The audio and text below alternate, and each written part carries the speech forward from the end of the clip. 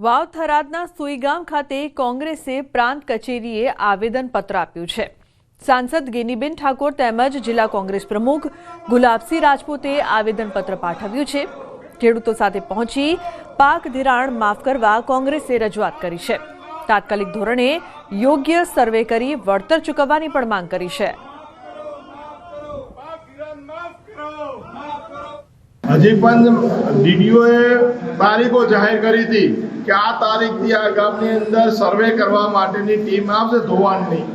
આજે એને પણ 20 દિવસ થઈ ગયા, હજી સુધી ક્યાંય પહોંચ્યા નથી। પહોંચ્યા તો 5-10% પહોંચ્યા છે।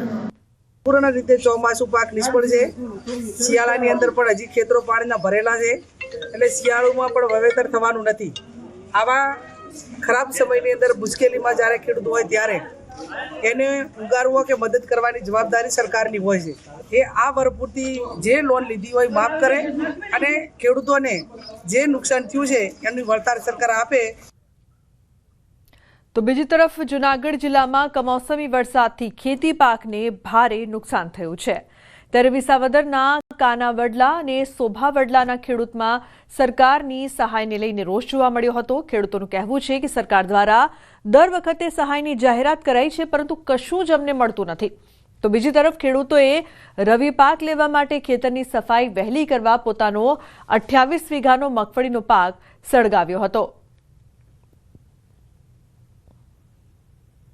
જૂનાગઢ જિલ્લામાં કમોસમી વરસાદે ખેડૂતોની સ્થિતિ છે તે બગાડી નાખી છે અને ખેડૂતોના પાકને નુકસાન થયું છે। સીધા જ દ્રશ્યો હું આપને બતાવીશ કે વિસાવદર તાલુકાનું જે કાનાવડલા ગામ છે ખેડૂતો હાલ પોતાનો પાક છે તે સળગાવી રહ્યા છે। આ દ્રશ્યો જોઈ શકો છો કે એક બાદ એક જે સ્થિતિ છે તે જોવા મળી રહી છે અને એક બાદ એક પોતાના જે પાથરા છે તેને સળગાવવા લાગ્યા છે, કારણ કે જે પાકને નુકસાન થયું છે, દ્રશ્યો બતાવીશ કે જે પાકને નુકસાન થયું છે અને હવે ખેડૂતોને આમાંથી કશું જ વળતર મળે તેમ નથી ને જેના કારણે જે પાક સળગાવવા લાગ્યા છે। આપણી સાથે સીધા જ ખેડૂતો છે તેમની સાથે વાત કરશું। શું કહેશો, શા માટે આપનો કિંમતી અમૂલ્ય પાક જે હવે બચ્યો છે, પાથરા જે કરવામાં આવ્યા હતા, નુકસાન થયું છે, કેમ સળગાવું?